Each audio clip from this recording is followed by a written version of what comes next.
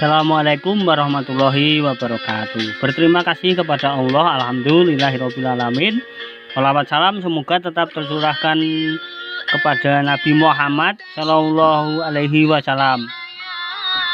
Pada hari ini akan saya sampaikan ceramah ke 224, yaitu teori orang cerdas. Ceramah ke 222 itu teori orang bodoh, yang ceramah ke 223 teori orang pintar. Kemudian pada ceramah 224 teori orang cerdas. Nanti yang akan datang saya akan sampaikan perbedaan mereka, ya, jamaah YouTuber. Semoga bisa bermanfaat bagi kita semua. Ya Allah, berilah manfaat teori-teori yang saya buat ini. Amin ya rabbal alamin. Jamaah YouTuber semuanya yang berbahagia. Teori orang cerdas itu dinamakan cerdas itu orang yang bagaimana? Yang pertama, dia itu walau tidak bisa membaca dan menulis, ya, awalnya tidak bisa membaca dan menulis, tapi kalau diajari akan cepat bisa dan cenderung cepat, ya. Cenderung cepat, seperti Nabi Muhammad itu fatonah, cerdas. Makanya Nabi Muhammad itu baru diberitahu 3 kali saja langsung bisa membaca dan menulis, ya. Nabi Muhammad itu umi, tidak bisa membaca dan menulis, ya, tapi beliau cerdas, ya. Kemudian yang kedua, orang cerdas itu yang bagaimana? Kadang pendiam, ya. Tapi pendiamnya yang bagaimana? Dia itu pendiam tapi berpikir untuk berubah hidupnya dan berbicara yang praktek, tidak teoritis, ya. Nabi Muhammad itu sering menyampaikan kemudian dia mempraktekkan, yaitu orang cerdas itu begitu. Tidak hanya diam, tidak berpikir apa-apa, kemudian malas, tidak, ya. Jadi orang cerdas itu begitu. Jadi kadang pendiamnya itu berpikir untuk berubah hidupnya. Kalau berbicara yang praktis, tidak teoritis yang dia lakukan, ya dia bicarakan, ya berusaha melakukan, ya. Orang cerdas begitu. Yang ketiga, tahu keinginan dan kenyataan, ya, serta menggabungkan antara teori dan kehidupan. Tidak memaksakan kehendak untuk sesuai teori, tapi melihat situasi kondisi di masyarakat, cocok atau tidak teori itu, ya. Jadi teori dan kenyataan tidak sama. Makanya kalau bisa dikompromikan teori itu menjadi yang lebih baik agar berhasil teori itu dengan baik dan sesuai dengan keinginan masyarakat, ya. Kemudian yang keempat, orang cerdas itu selalu mencari solusi yang terbaik untuk hidup bahagia, tenang, tentram, dan makmur sejahtera. Jamaah YouTuber, ya. Jadi orang cerdas itu tidak membuat masalah. Kalau membuat masalah itu orang bodoh itu. Kalau cerdas tidak mau membuat masalah, malah mencari solusi masalah-masalah yang ada di masyarakat, di bangsa negara ini. Jamaah YouTuber, bangsa negara ini punya masalah, ya.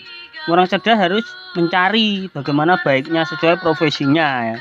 Kemudian orang cerdas yang kelima selalu dinamis, ya, berkembang terus, dia selalu meningkat hidupnya, tidak statis, diam, pemalas begitu, enggak. Orang cerdas itu tidak mau diam duduk manis begitu, enggak mau. Seperti saya lakukan ini kan, saya ingin menjadi orang cerdas ini. Saya ingin menjadi orang cerdas, pengen berusaha lebih baik bagaimana hidup di dunia dan akhirat, ya. Saya bekerja juga punya usaha, begitu caranya, begitu jamaah YouTuber, ya. Bisa sedikit banyak harus kita menjadi orang cerdas, jangan menjadi orang pandai saja, teori saja, tapi tidak pernah praktek, ya. Yang dilakukan harus dipraktekkan, jangan lupa. Kaburo maktan indallah itu yang sudah saya sampaikan dulu ceramah saya. Yang dilakukan adalah bicara, yang dibicarakan itu semampunya dilakukan, ya. Tapi harus, karena sudah dibicarakan, ya. Jangan ngomong tok, ya jamaah YouTuber. Makanya kita harus berusaha untuk melakukan apa yang sudah dilakukan, ya, dibicarakan, ya jamaah YouTuber. Jadi seperti itu. Kemudian yang keenam, selalu bergerak dengan cepat, tepat, efektif, efisien. Hasilnya memuaskan sesuai syariat Islam, sesuai prosedur syariat Islam. Jamaah YouTuber yang keenam ya. Kemudian yang ketujuh, niat tulus ikhlas. Yang dia lakukan dengan tulus ikhlas dan sasarannya ibadah kepada Allah Subhanahu wa taala. A'udzubillahi minasyaitonirrajim. Wa ma khalaqtul jinna wal insa illa liya'budun, dan tidak aku ciptakan jin manusia hanya untuk beribadah kepadaku ya. Ibadah itu ada dua, ibadah mahdoh dan ghairu mahdoh. Ghairu mahdoh salat ya, itu dilaksanakan. Kalau sudah ngaku Islam ya harus salat. Ghairu mahdoh itu dilakukan ya, dan melakukan syariat Islam itu. Zakat, infak, sedekah, puasa pada bulan Ramadan atau puasa yang dilaksanakan oleh contohkan Nabi Muhammad. Kalau mampu lagi, punya harta banyak ya, berhaji jamaah itu ya, jangan lupa itu ya. Jadi orang cerdas itu ada 7 hal itu. Rumusnya adalah TUC sama dengan BM kuadrat CB plus BB 2H plus TK2 GT plus CSUB plus SDTS plus SBCE2 plus TI kuadrat ya. TI kuadrat. Jadi ini untuk keterangannya, TUC itu adalah teori orang cerdas. Pertama, BM2CB itu bisa membaca dan menulis dan cepat bisa ya. Orang cerdas itu cepat bisa. Diberi pengarahan, pengajaran sekali itu langsung bisa. Kemudian PB2H, pendiam dan berpikir berubah hidupnya.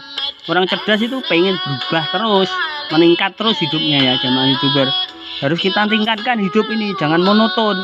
Dunia akhirat harus kita lakukan sebaik-baiknya untuk mendapatkan ridho Allah dan bahagia dunia akhirat ya.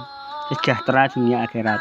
Kemudian 3, TK2 GT, tahu keinginan, kenyataan, gabungkan teorinya. Jadi teori-teori yang ada digabungkan dengan dilaksanakan semampunya ya.